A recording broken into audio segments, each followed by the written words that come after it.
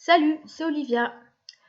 Alors oui, je suis une maman, je suis une mère criarde ou gueularde, bref, qui crie, qui crie sur ses enfants. J'en suis pas fière, je ne le revendique pas, au contraire. Alors même si d'apparence, voilà, j'en parle sur YouTube dans ma vidéo. Et si je fais cette démarche, c'est vraiment dans un esprit de partage, dans un esprit finalement thérapeutique pour moi, parce que de m'exprimer à haute voix, et puis de s'exprimer en général à haute voix à quelqu'un ou même quelqu'un de virtuel, ça aide toujours à mon sens, élaborer sa pensée et peut-être à se faire face dans ses phases d'ombre ou dans ses parts obscures. Et donc, en allant dans le vif du sujet, oui, je suis une mère qui lamentablement crie sur ses enfants. Alors comment? Pourquoi? Bien sûr, il y a des raisons. Bien sûr, je peux répondre à ces questions. C'est pas, je vais pas hurler sur mes enfants à tout bout de champ toute la journée parce que ça me fait plaisir. Alors si je hurle, c'est parce que je ne me sens pas entendue, c'est parce que je me sens incomprise, c'est parce que je ne sais pas comment faire, c'est parce que je ne sais pas quoi dire, comment le dire pour être entendue en tant que mère, en tant que maman qui observe chez ses enfants. Eh bien, peut-être arrange ta chambre, peut-être c'est l'heure de faire tes leçons, ou peut-être bien habille-toi, ou peut-être va prendre l'air, tu as un jardin proche de ta maison, eh bien prends l'air, ou enfin voilà, des petites choses comme ça, ou ramasse ton linge dans ta chambre, prends tes chaussettes, ramasse tes pyjamas, laisse pas traîner tes bouquins par terre, ranger dans la bibliothèque. Voilà le genre de phrase, en tout cas chez moi, chez nous, qui ressort et qui sont répétitives. Et il y a des jours où je vais exprimer clairement, naturellement, doucereusement, bien va ranger tes livres dans la bibliothèque, tu vois, et ça les abîme, c'est peut-être mieux. De les classer sur une étagère, tu pourras les retrouver plus facilement, et blabla, et blabla. Mais il y a des jours où je suis une furie, une sorcière qui sort de ses gonds. Alors quand je dis une sorcière, c'est pas péjoratif, mais c'est la sorcière côté ombre, obscure, qui en a ras-le-bol, qui en a marre, et qui hurle, et qui dit range tes livres maintenant, et puis ça suffit, et puis de temps en temps, il y a une menace ou deux en l'air, si tu les ranges pas, je les confisque, tu ne les auras plus, je ne t'achèterai plus de bouquins, entre autres, hein, parce qu'après c'est ramasse tes habits, va les mettre au linge, et puis je hurle, et puis en fait, finalement ça sert à rien. Ça sert à rien, parce que je crois que le rôle de parent, dans la fonction parentale, nous devons et nous sommes dans la répétition. Dans la répétition. Alors, ce qui est très frustrant pour moi, c'est vraiment de ne pas être entendue, de ne pas être comprise et de chercher constamment une méthode pour pouvoir, en gros, me faire obéir. Alors, moi, je n'aime pas tellement ce mot obéir parce qu'il y a vraiment une connotation très, comment dire, je crois, croyance collective où tu obéis ou bien tu vas en enfer, mais si tu obéis pas, oui, si tu obéis, tu vas au paradis et si tu n'obéis pas, tu vas en enfer. Je vais loin dans l'interprétation et si vous me suivez un peu sur la chaîne, même si je n'y suis plus depuis un petit moment, vous saurez que voilà, je vais loin dans la recherche, comment dire, dans la profondeur des choses, dans ce qu'elles nous disent, dans ce qu'elles nous révèlent, dans ce qu'elles sont, non pas qu'en apparence, mais qu'est-ce qu'elles cachent derrière. Donc voilà, moi, obéis, quand je dis à mes enfants obéis, ça me glace un peu le sang. Alors bien sûr, j'ai besoin de travailler là-dessus, tout en me rassurant, en me disant que bien sûr, tu vas demander à tes enfants d'obéir pour telle ou telle tâche. Ça ne veut pas dire que tu vas en faire des enfants dociles et tout militarisés. dans leur vie d'adulte. Et c'est là où j'en viens à me dire que, crier aussi, finalement, ça ne fait que peur. Ça fait peur à l'enfant, ça l'effraie. Il aime pas entendre crier, et donc, avec un petit peu de recul, là, et en parlant, je me rends compte que ça crée une peur en eux, et sur le coup, ils vont peut-être agir, mais on voit bien que ça ne perdure pas dans le temps, puisqu'ils réitèrent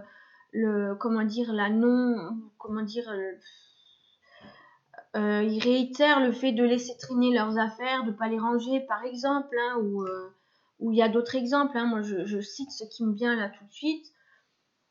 Et puis ça ne fonctionne pas, et puis en fait ils vont réagir dans la peur. Et finalement je me dis, voilà, qui crée des petits militaires aussi, des petits êtres qui, dans un futur, vont peut-être développer un potentiel de réactivité lorsqu'ils ont peur. S'ils ont peur, ils vont faire ce qu'on leur demande. Donc, insidieusement, c'est vraiment très, malsain, puisque c'est quand même leur inculquer l'obéissance absolue par la peur. Bon, je vais loin dans mon interprétation, mais finalement, c'est un peu ça. Et ça me fait penser à ce qu'on a vécu depuis il y a 2-3 ans, là, où on est soumis à être obéissant insidieusement, sous couvert de représailles, de ceci, de cela, parce qu'on a peur, et parce que on nous a crié haut et fort que si vous faites pas ça, eh bien il va vous arriver ceci, il va vous arriver cela, et peut-être ci, peut-être ça. Bon, c'est pas le sujet de la vidéo, mais en tout cas, en faisant un parallèle et pour un petit peu expliquer comment ça peut fonctionner sur une petite tribu, je m'imagine de la manière dont c'est appliqué sur une grosse tribu, une grosse masse humaine. Et pour en revenir à la mère que je suis, et qui est criarde, quand je crie, je suis très en colère, et je n'arrive pas à me gérer, je n'arrive plus à m'apaiser. Je mets un temps fou à m'apaiser, je me sens irritée, irritable, et c'est infernal. Je ne trouve pas les solutions. Alors bien sûr, il y a des bouquins, il y a des thérapies et compagnie pour vous expliquer. Là, j'ai vraiment pas envie d'aller peaufiner dans des bouquins, chercher comment se faire obéir, enfin, comment se faire entendre et comprendre de mes enfants. J'ai pas envie d'aller dans cette quête là, parce que ça me gonfle. Chercher un mode d'emploi, moi ça me gonfle. Ça m'a toujours gonflé. Lorsqu'il faut monter un meuble en kit, lorsqu'il faut monter un jouet en kit avec un mode d'emploi, j'ai toujours eu horreur des notices et des modes d'emploi. Je n'ouvre jamais une notice ni un mode d'emploi, excepté pour les médicaments chimiques, et encore, le peu que j'ouvre et que je lis, je les mets de côté de toute façon, les médicaments, pas seulement la notice. Mais donc voilà, les modes d'emploi, les notices qui vous disent faites comme ci, faites comme ça. Donc vous voyez qu'il y a quand même à un moment donné, on vous dit de faire ceci, cela pour pouvoir aboutir. Mais moi, j'ai beaucoup de mal à ça. J'ai besoin d'être sur le terrain et de faire mon expérience. C'est-à-dire, j'ai besoin de trouver par moi-même les réponses, la solution, comment on monte tel ou tel truc. Et puis si je me trompe, c'est pas grave, je recommence ou je demande de l'aide. Je préfère être dans la communication, dans l'échange humain, plutôt que papier virtuel à la limite. Bien que c'est ce que je fais, de communiquer virtuellement derrière une caméra à des gens que je ne connais pas, qui ne me connaissent pas, qui m'écoutent parce que peut-être le contenu les intéresse, leur apporte, et bien heureusement pour moi du coup, parce que je partage quelque chose où je peux peut-être aider d'une certaine façon. Et donc voilà, tout ça pour dire que je suis une maman criarde et j'en ai marre. Voilà, j'en ai marre, j'en ai assez de hurler, j'en ai assez de crier. Cela dit, j'ai beaucoup lâché, énormément. j'ai beaucoup lâché, donc je crie moins. Alors, comment j'ai fait? Pourquoi je l'ai fait? Pourquoi? Parce que je me suis regardée en face en me disant, mais déjà, en hurlant sur tes gosses, tu ne leur fais pas du bien. Et rappelle-toi, ma pauvre Olivia, ta mère aussi te hurlait dessus et ça ne t'a pas arrangé le cerveau et ça ne t'a pas arrangé dans le doute ou en tout cas ça ne m'a pas arrangé dans la confiance en moi ou le fait d'être assurée, rassurée. Au contraire, je faisais encore plus de bourde parce que j'avais tellement peur de représailles, tellement peur que je fasse mal, que de toute façon je faisais mal et de toute façon je me faisais réprimander. Et que quoi que je dise ou quoi que je fasse, ce n'était pas bon. Ça n'allait pas. Et moi, entrer dans cette relation avec mes enfants, ça m'est insupportable. Je ne peux plus supporter que quoi qu'ils disent ou quoi qu'ils fassent, à la limite, ça ne va pas. J'ai pu prendre du recul et me dire, regarde les choses en face et accepte ce qu'ils sont, dans ce qu'ils vivent et dans ce qu'ils expérimentent. Leur chambre est en dérangement absolu. Mais quand je dis un dérangement absolu, qui a des enfants avec des chambres toujours impeccables? Ce n'est pas possible. Par eux-mêmes, ce n'est pas possible. Si le parent n'est pas derrière, je ne crois pas du tout que l'enfant peut vivre autrement que dans son capharnaüm. Je veux dire, voilà, c'est son espace, c'est son monde désordonné. Enfin, voilà. Il y a un minimum peut-être, oui, de ranger, c'est une structure, voilà, tu mets les Legos dans cette boîte, les livres sur cette étagère, tes chaussons sous ton lit, ou Dieu sait quoi, le linge dans tel endroit. Bon, voilà, ok, un minimum. Je sais.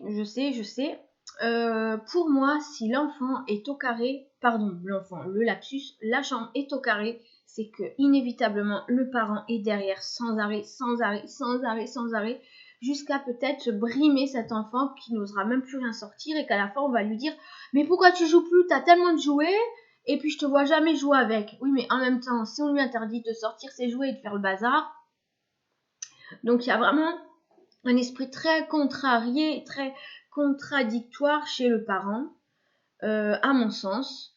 Et dans ce que j'ai pu observer autour de moi, je constate par exemple, dans ma fratrie, nous n'avons pas les mêmes façons de transmettre à nos enfants le rangement. Voilà, ou le fait de jouer. Donc, c'est pas du tout la même chose. Donc, je suis pas pour un autoritarisme absolu. Je ne suis pas pour non plus un désordre désordonné. Et pourtant, j'ai vraiment cette sensation que c'est dans quoi ils vivent, dans quoi je vis. Je ne peux pas passer un aspirateur, je peux pas. Faut passer par une gueulante pour pouvoir avoir accès rien qu'à la fenêtre. Mais de temps en temps, ils ont une lueur qui leur passe et puis ils font un peu d'ordre. Ah bah tiens, t'as vu maman, j'ai rangé ma chambre. Ah ouais, c'est super. Alors ce qu'il faut dire, ouais c'est super et puis congratuler ou rien dire et puis se dire, bon, de toute façon elle s'en fout, quand je range, elle m'envoie bouler. Donc oui, si c'est bien, je vais vite profiter de passer un coup d'aspi, mais peut-être j'ai très hâte aussi qu'ils soient dans une adolescence pleine et complète, dans tout ce que ça engendre, dans la complexité, pour effectivement ne plus mettre un pied dans leur chambre et qu'ils se débrouillent et qu'ils fassent le rangement eux-mêmes, le ménage eux-mêmes. Et encore. Et encore. Enfin voilà. Donc est-ce que c'est aussi une façon de considérer que dans leur esprit, il y a un désordre? À mon sens, oui. Pour observer mes deux premiers enfants, dans ce qu'ils vivent intellectuellement, psychologiquement, effectivement, il y a un lien à faire. Il y a un lien à faire. Il y a un lien à faire avec le parent, enfin voilà, les parents. Et donc, tout ça pour parler de mon statut de maman qui dit que j'en ai marre de hurler, j'en ai marre de crier et que j'ai fait beaucoup d'efforts là-dessus. Enfin, j'ai fait beaucoup de... Comment dire?